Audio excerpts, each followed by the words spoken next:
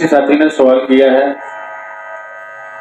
کہ کیا کوئی آدمی رسول اللہ صلی اللہ علیہ وسلم سے بڑھ کر ہے کائنات میں؟ یہ میرا جو بھائی جس نے سوال کیا ہے لگتا ہے کہ کسی ایسے فرقے کا شکار ہو چکا ہے جو ہمارے ملک میں ایک فرقہ پایا جاتا ہے، وہ جاہل فرقہ ہے، علم ان کے پاس بالکل بھی نہیں ہے، وہ چیختے ایسے ہیں جیسے وہ ہمارے گزشتہ سیاستدان اس کے بندے جو اسمبلیوں میں چیخا کرتے تھے، اسپیکروں پہ میکوں پہ چیخا کرتے تھے اور ملک کا اربوں روپے کا ڈالروں کا نقصان کر گئے، اس طرح وہ چیختے ہیں۔ اور اللہ کے بندوں، جب کسی نے کہا لا الہ الا اللہ محمد الرسول اللہ، محمد صلی اللہ علیہ وسلم اللہ کے رسول ہیں، کیا رسالت سے رسول اللہ صلی اللہ علیہ وسلم کی کتنی شان اونچی ہوتی ہے۔ اگر وہ یہ سمجھتا ہے، یہ ان کا کہنا یہ ہے کہ ایک ایسی جماعت ہے، یہ بہتان ہے، الزام ہے، جو رسول اللہ صلی اللہ علیہ وسلم کو بڑے بھائی جتنا درجہ دیتے ہیں، یہ بکواس کرتے ہیں، ایسا نہیں ہے۔ رسول اللہ صلی اللہ علیہ وسلم کے برابر تو دور کی بات ہے، کوئی اللہ کے نبی صلی اللہ علیہ وسلم کے قریب بھی نہیں ہو سکتا درجے کے لحاظ سے، مقام کے لحاظ سے۔ آپ تمام انبیاء کے سردار ہیں، امام الانبیاء، تمام رسولوں کے فخر ہیں، اور آپ صلی اللہ علیہ وسلم نے فرمایا میں تمام لوگوں کا، تمام انسانوں کا، نبیوں کا میں خطیب ہوں گا، میں ان کا قائد ہوں گا، میں ان کو خوشخبری دینے والا ہوں گا، اور میں ان کی سیادت اور قیادت کرنے والا ہوں گا۔ فرمایا انا سید ولد آدم۔ تو رسول اللہ صلی اللہ علیہ وسلم کا مقام، اس کے بارے میں مختصر ایک جملہ کہتا ہوں، بعد از خدا بزرگ تو ہی قصہ مختصر، خدا کے بعد آپ کا ہی مقام ہے، مختصر بات یہی کہی جا سکتی ہے۔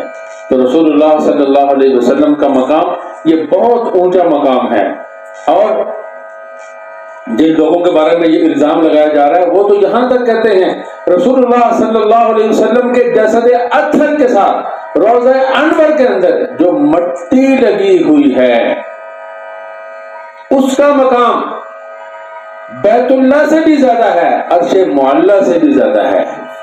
تو وہ تو یہاں تک کہتے ہیں آپ صلی اللہ علیہ وسلم تمام رسولوں کے، نبیوں کے امام، آپ کی شریعت تمام شریعتوں کی امام، آپ کی کتاب تمام کتابوں کی امام۔ تو حضور صلی اللہ علیہ وسلم کے بارے میں کوئی سوچ بھی نہیں سکتا، اور اس طرح کہنا کہ حضور صلی، جیسے کہ الزام میں کہا جا رہا ہے، یہ تو آپ صلی اللہ علیہ وسلم کی توہین ہے، آپ کے مقام کو کم کرنے کی کوشش ہے۔ تو میں سمجھتا ہوں کہ ادنا سے ادنا مسلمان، اس کے ذہن میں بھی یہ بات نہیں آ سکتی جو ایک غلط فرقہ دوسرے کے اوپر الزام لگانے میں کرتا ہے۔ تو یہ سراسر الزام ہے، اور نہ اسے کوئی ثابت کر سکتا ہے، نہ یہ ہے۔ اگر خدا نخواستہ کوئی ایسی بات کہتا ہے وہ دائرہ اسلام سے بھی خارج ہے، جو حضور صلی اللہ علیہ وسلم کا مقام گھڑاتا ہے، وہ مسلمان نہیں ہو سکتا، کوئی بھی ہو۔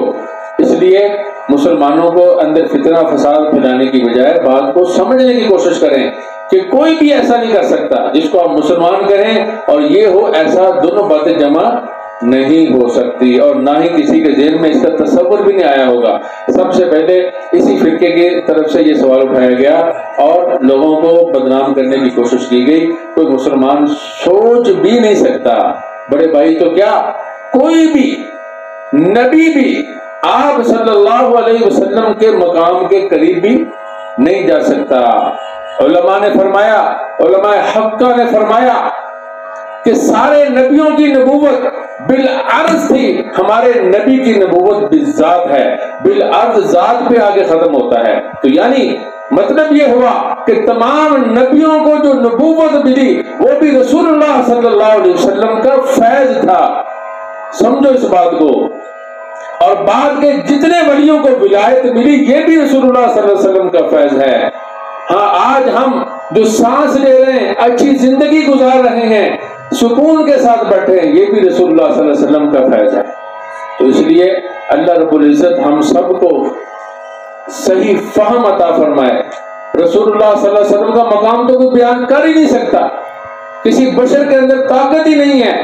ما ان مدحت محمدا بمقالتی ولکن مدحت مقالتی بمحمدی، جو بھی آدمی آپ صلی اللہ علیہ وسلم کی شان بیان کرنے کے لیے قلم اٹھاتا ہے اور ساری زندگی بھی لکھتا رہے، بعد میں یہی کہے گا کہ میں آپ صلی اللہ علیہ وسلم کی تعریف کرنے کا حق نہیں ادا کر سکا، بلکہ آپ کی تعریف کی وجہ سے میری مقالے کی، میرے قصیدے کی تعریف ہو گئی ہے، میں تو کچھ بھی نہیں کر سکا۔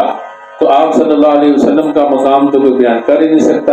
اس لیے عوام کے اندر ایسے شوشے چھوڑنا صرف اپنے سیاست کو چمکانے کے لیے، دینی سیاست، ایک وہ نہ سمجھے وہ والی سیاست، مولویوں کی سیاست بھی ہوتی ہے، اس کو کہتے ہیں دینی سیاست۔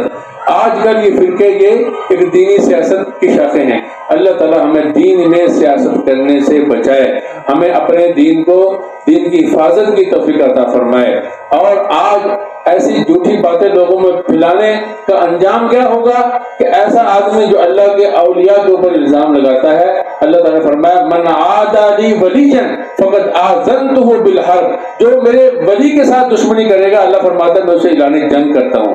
تو ایسے لوگ اپنے ایمان کی خیر منائیں، ایمان بھی سلب ہو سکتا ہے۔ اس لیے اللہ کے بزرگوں کے، اولیاء اللہ کی شان میں گستاخی نہیں کرنی چاہیے، پھر وہ کوئی بھی ہو، کسی فرقے سے بھی تعلق رکھتا ہو، تمہیں سمجھ میں آتا ہو یا نہ آتا ہو، لیکن گستاخی کے ساتھ زبان دراز نہیں کرنی چاہیے۔ اللہ تعالی ہمیں گستاخوں سے بھی بچائے اور ان کی گستاخیوں سے بھی محفوظ فرمائے، ہمیں گستاخی سے بھی بچائے اور اسی طرح ہمیں بدعت سے بھی بچائے، بدعتیوں سے بھی بچائے۔